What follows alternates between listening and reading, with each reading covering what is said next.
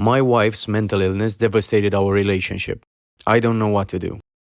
Hi, welcome to my channel. Today we've got a story from r/relationships where OP's wife's mental illness devastated the relationship. And now OP doesn't know what to do. Before we start, if you have any personal stories of relationship issues and problems that you and your significant other faced that you want to share, feel free to email them to me. Let's get started. We've been married for 7 years and together in total for 14. Before we got married, my wife exhibited some anxiety and unusual behavior. Always stressed and a little paranoid about certain things. I had literally no experience in this and attributed it to her stressful job that she often talked about. We got married and I naively thought that security would help allay some of her fears. She left that job, with my and her family's blessings and encouragement, shortly after we married. This steadily got worse, and around 18 months later, she was sectioned and spent 3 weeks in hospital.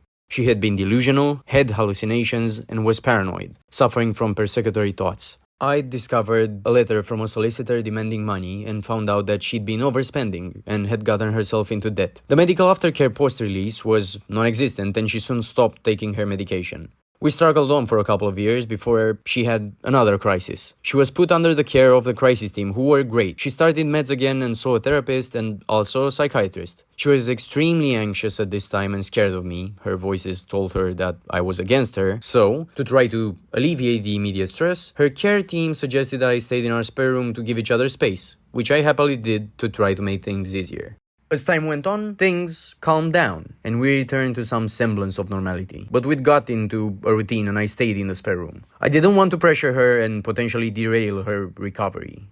She was unable to work, which is fine, completely understandable.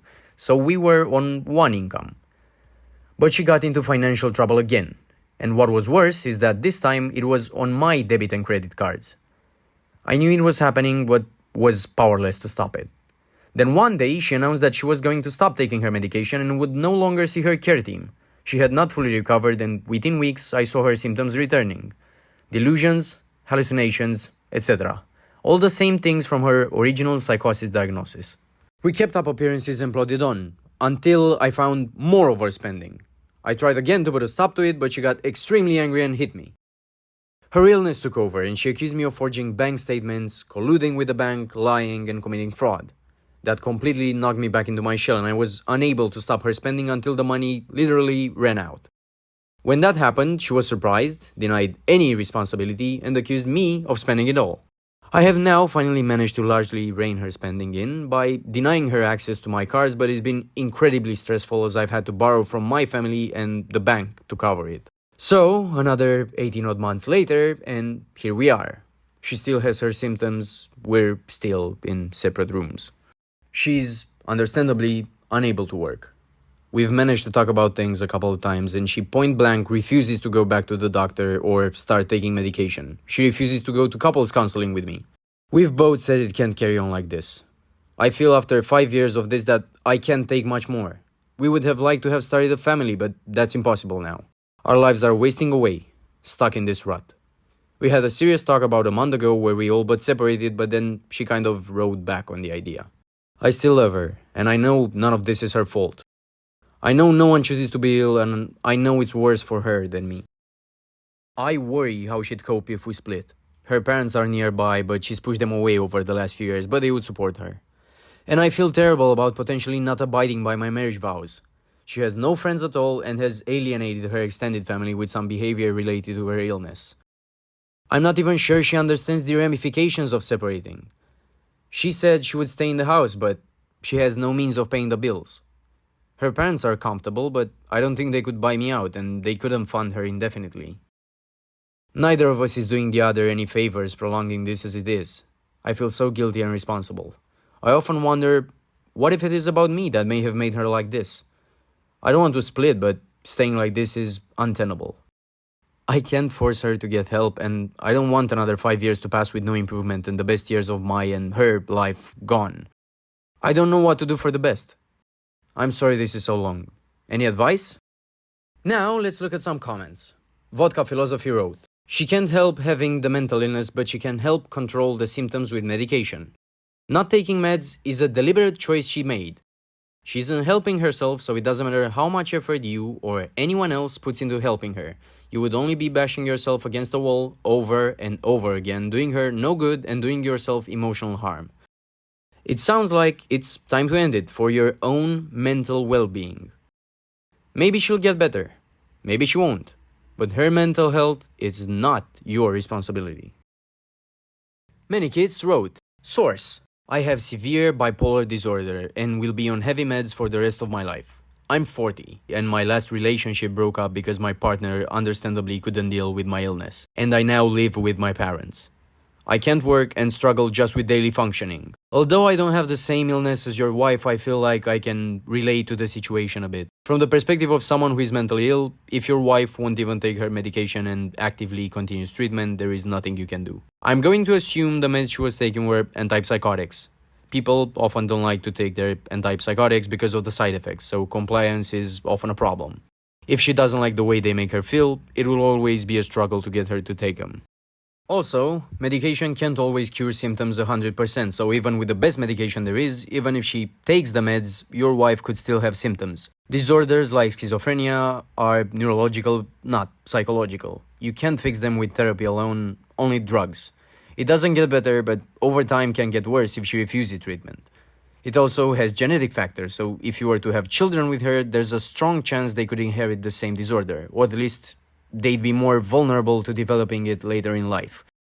You've already done everything you can do. The way you're living isn't sustainable. You can't make her comply with treatment, and even if you could, you can't guarantee the treatment will work well enough to save your relationship. As for me, I'm on 10 different medications.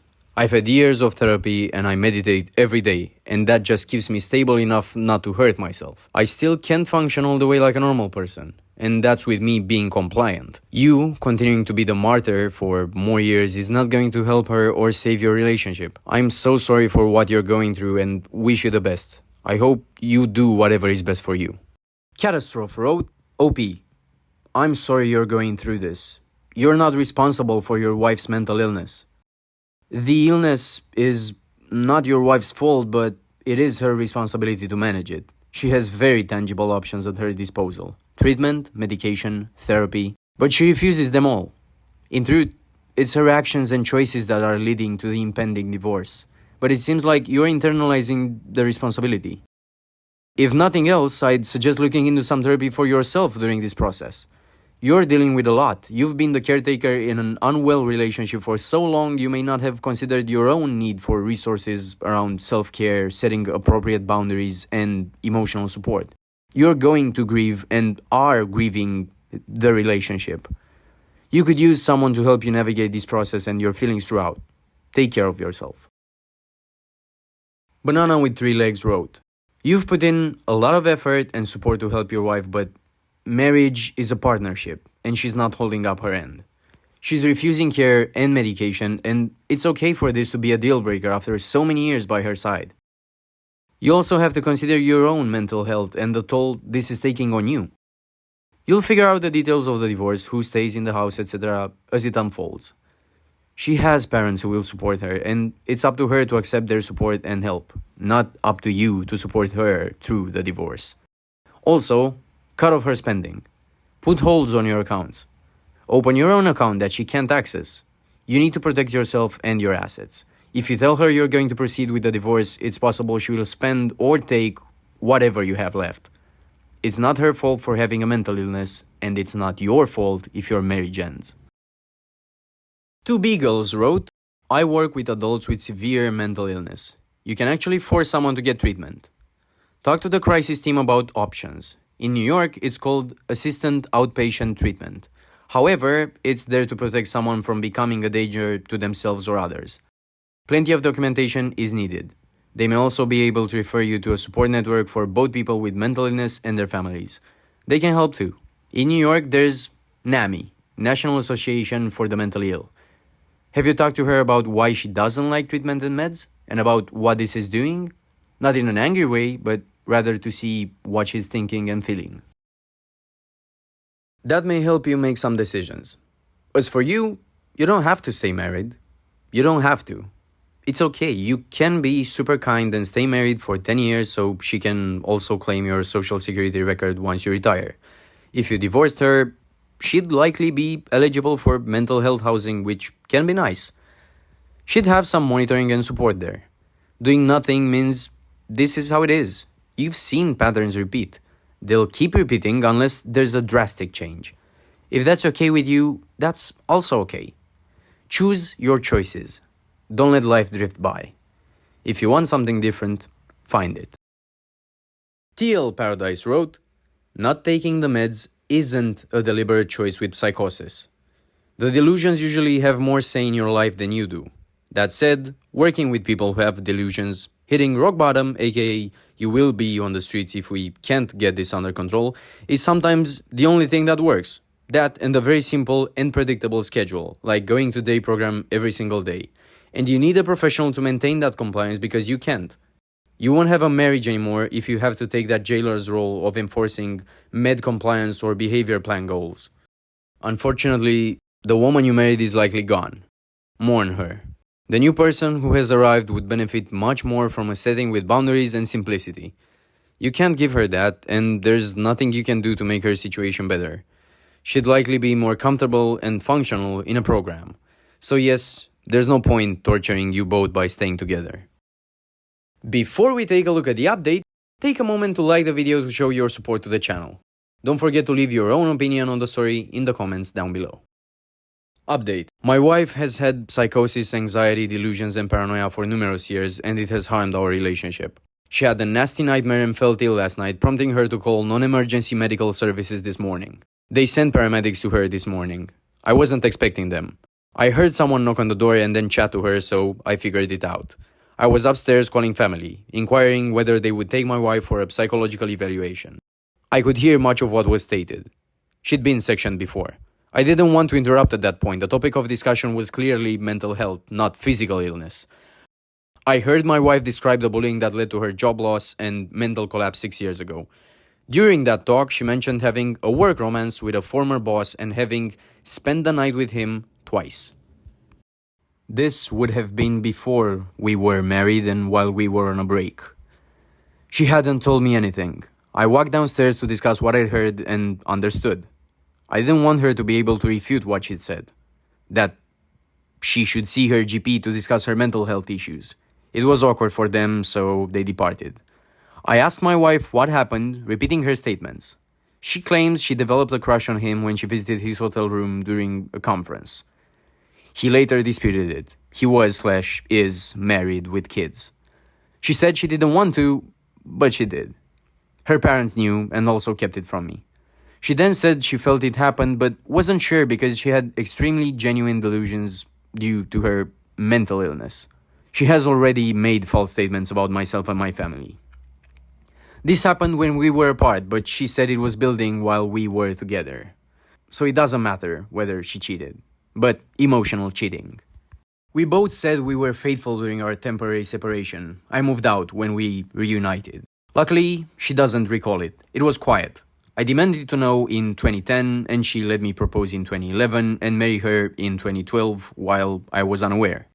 We agreed we couldn't go on and she offered to buy me out of my part of the house. And I couldn't afford to rent or pay the mortgage and bills, so we'll have to live together civilly during this time. She advised me to consult a lawyer about the divorce. She apologized for her mental illness and urged me to go on with my life. That made me sad for her. So, this part of it is now over. Strangely calm. I wasn't expecting adultery, yet it happened. It's strange. I adore her. I adore it. But I think it's better. It hasn't worked for years and the issues we face are intractable. I'm done. I only hope the split is peaceful. Thank you. What do you think about all of this? Do you think OP handled this situation the right way? Do you have any advice for OP on how he should move forward? Let us know in the comments down below.